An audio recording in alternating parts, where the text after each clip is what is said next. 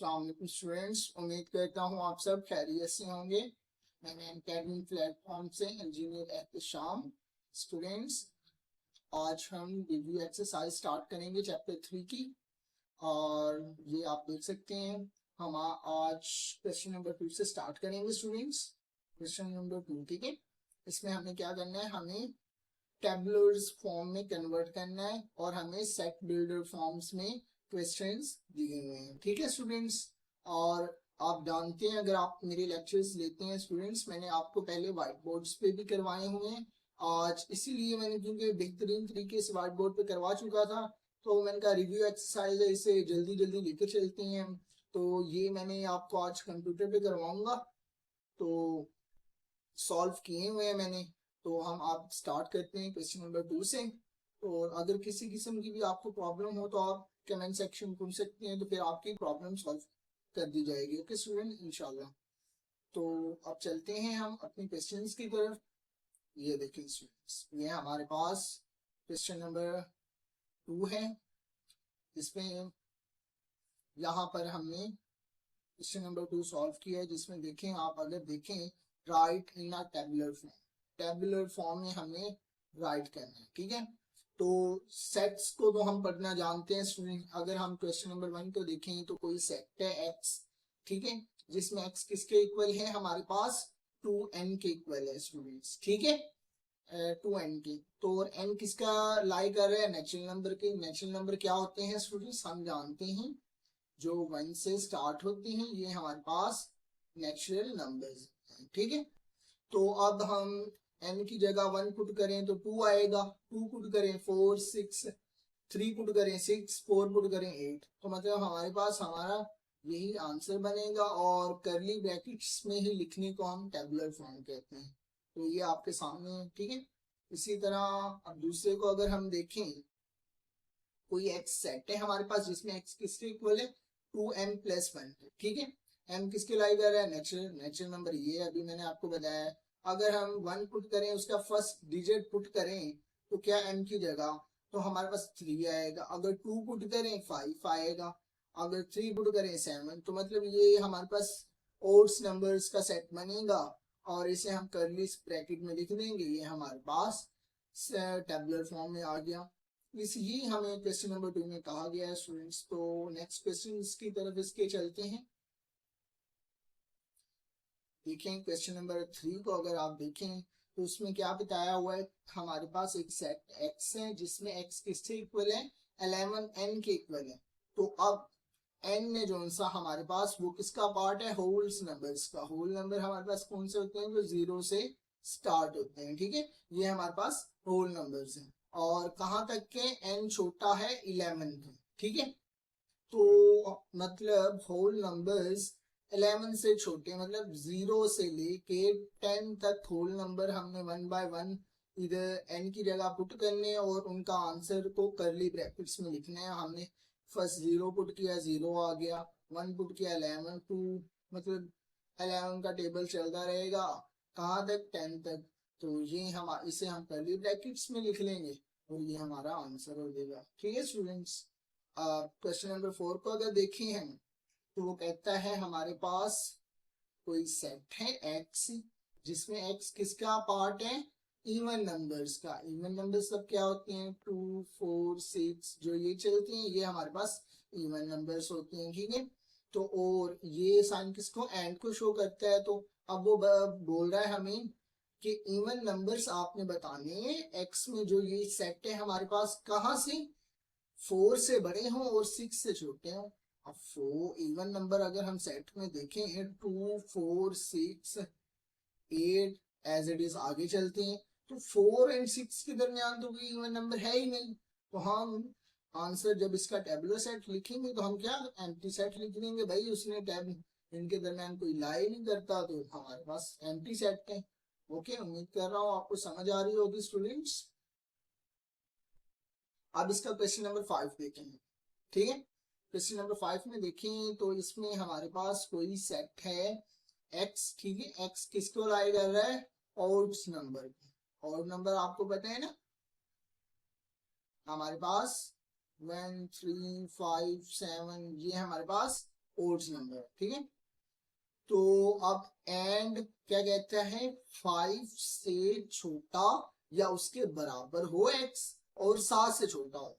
7 से छोटा होना चाहिए मगर 5 के बराबर भी हो सकता है, क्यों, उसने इक्वालिटी का नीचे साइन शो किया है हमें, ठीक है। उसने हमें यहाँ पर इक्वालिटी किस तरह, उसने इस तरह शो किया है, ठीक है।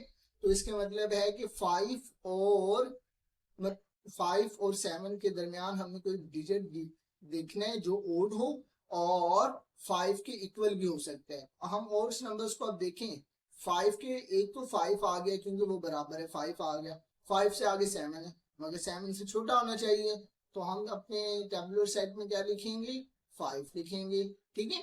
5 ही आएगा क्योंकि स्टूडेंट्स 5 इसके बराबर है, ठीक है।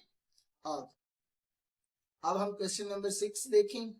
उसमें हमें क्या कहते हैं, एक सेट है x, ठीक है स्टूडेंट्स।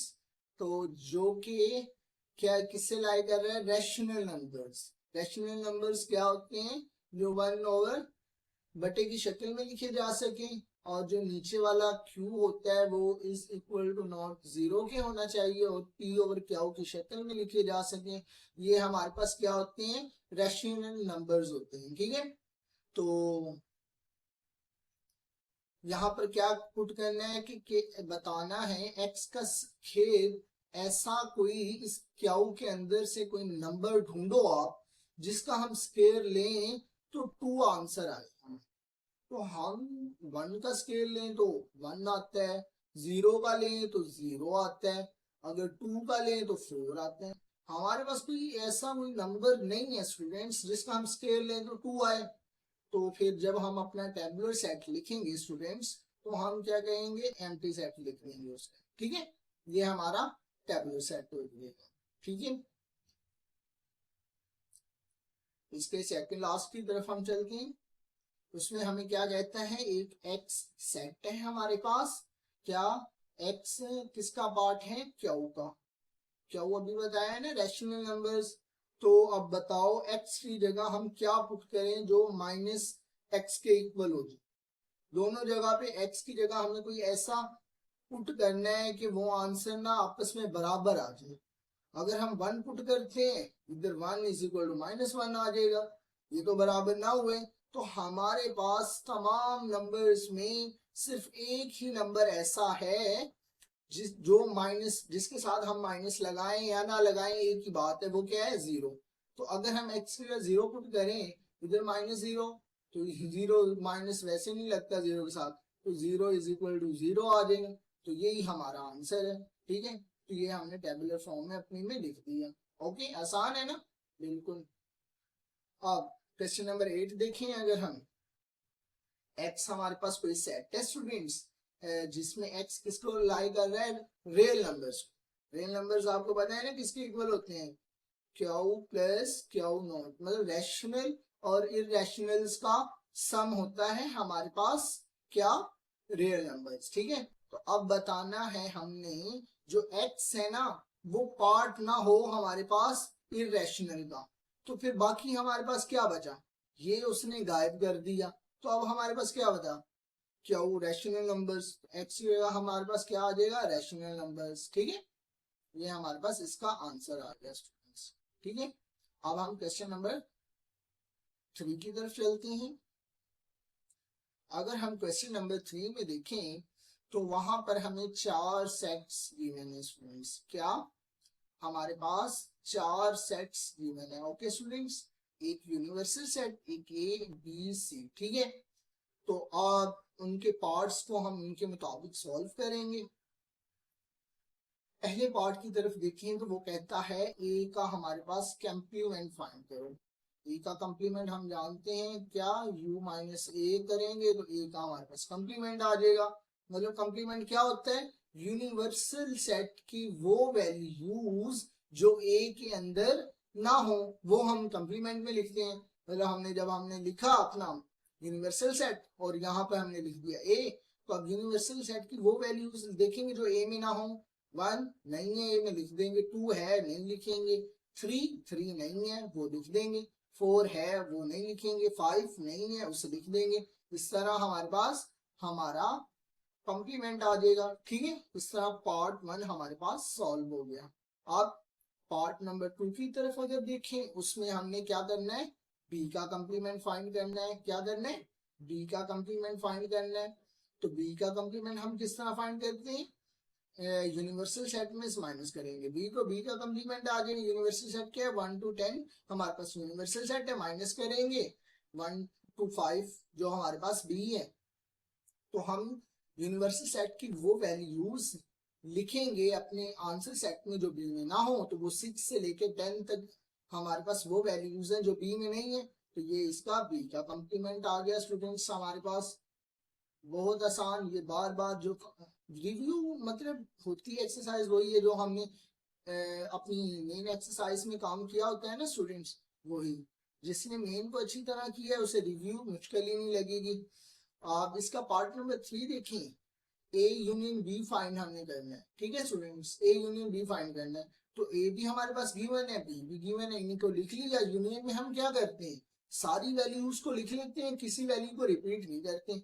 हमने 1 2 3 4 5 6 7 इनमें है ही नहीं, 8 और 9 भी नहीं है, 10 ये लिख लिया हमने, सारी वैल्यूज को लिख लिया और किसी को रिपीट भी नहीं किया। ये हमारे पास इसका आंसर आ गया। अब हम क्वेश्चन नंबर 4 की तरफ, मतलब इसका पार्ट जो 4 है उसकी तरफ चलते हैं। उसमें अगर देखें तो वो कहता है a माइनस बी फाइंड करना है। a माइनस बी फाइंड करना है तो बहुत आसान, जिस तरह कॉम्प्लीमेंट फाइंड करते हैं उसी तरह a माइनस बी फाइंड करेंगे हम। a सेट लिख लिया, माइनस दरमियान में लगाया और b सेट लिख लिया। अब a की वो वैल्यूज हमने आंसर में लिखनी है जो b में ना हो। तो 2 देखें, 2 है नहीं लिखेंगे, 4 भी है वो भी नहीं लिखेंगे, 6 नहीं है ये आंसर सेट में हमने लिख ली। ठीक है, 8 नहीं है ये भी आंसर सेट में लिख ली, 10 ये भी नहीं है ये भी आंसर सेट में लिख ली। ये हमारे पास हमारा आंसर आ गया। ठीक है, आसान है ना, बिल्कुल। अब इसका नेक्स्ट पार्ट 5 की तरफ देखिए हम। उसमें हमें क्या फाइंड करना है, ए का इंटरसेक्शन फाइंड करना है सी के साथ। उर्दू वालों के लिए तकाते हम कहते हैं। ठीक है ना, उर्दू वाले घबराया ना करें जब इंटरसेक्शन कहें, ये कुछ आप अगर हाई लेवल्स पे आएंगे तो आपको इंटरसेक्शन ही पढ़ना है। तो अभी से आप याद कर लें, वो भी अच्छा है, मैं साथ साथ उर्दू में भी बताता रहता हूँ। ठीक है, तो अब ए तकाते सी या ए इंटरसेक्शन सी फाइंड करना है। ठीक है, तो इसमें हम क्या करते हैं, दोनों सेट्स की ऐसी वैल्यूज जो सेम हो उन्हें आंसर सेट में लिखते हैं। तो ए का भी हमने सेट लिख लिया और सी का लिख लिया। अब इनमें हम देखें तो कौन सी वैल्यू आपस में मिलती है, तो भाई कोई भी नहीं मिल रही। तो हम इसका आंसर फिर क्या होगा, एम्प्टी सेट होगा, बिल्कुल जाहिर बात है। ठीक है, और अब इसके 6 पार्ट की तरफ चलते हैं। 6 पार्ट में क्या कहते हैं, हमने यूनियन फाइंड करना है किसका, ए कंप्लीमेंट और सी कंप्लीमेंट का। हमारे पास सेट ए एंड सी थे मगर उनके कंप्लीमेंट नहीं है, तो हम पहले कंप्लीमेंट स्टूडेंट्स फाइंड करेंगे ना। तो हाँ, तो ए का कंप्लीमेंट हम फाइंड करते हैं। ए का कंप्लीमेंट क्या है, u माइनस ए। ठीक है, ये हमारे पास क्या है, एक इस तरह हम ए का कंप्लीमेंट फाइंड करेंगे। अभी क्वेश्चन नंबर इसके पार्ट नंबर 1 में भी हमने ए का ही कंप्लीमेंट फाइंड किया था। यूनिवर्सल सेट लिखा, माइनस ए लिखा, तो यूनिवर्सल सेट की वो वैल्यूज लिखी जो ए में नहीं है, वो हमारा आंसर आ गया। इसी तरह सी को यूनियन जो हमारे पास यूनिवर्सल सेट है उसे माइनस करेंगे सी के साथ, तो यूनिवर्सल सेट लिख लिया, माइनस किया सी के साथ, तो यूनिवर्सल सेट की वो वैल्यूज हम लिखेंगे जो सी में नहीं है, तो वो हमारा आंसर होगा।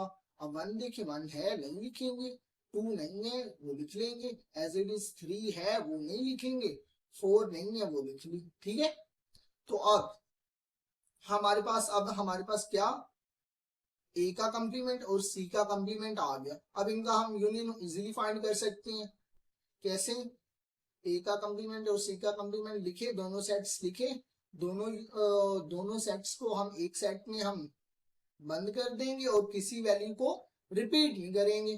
तो 1 2 3 4 5 6 7 8 9 10 तक ये आ गया।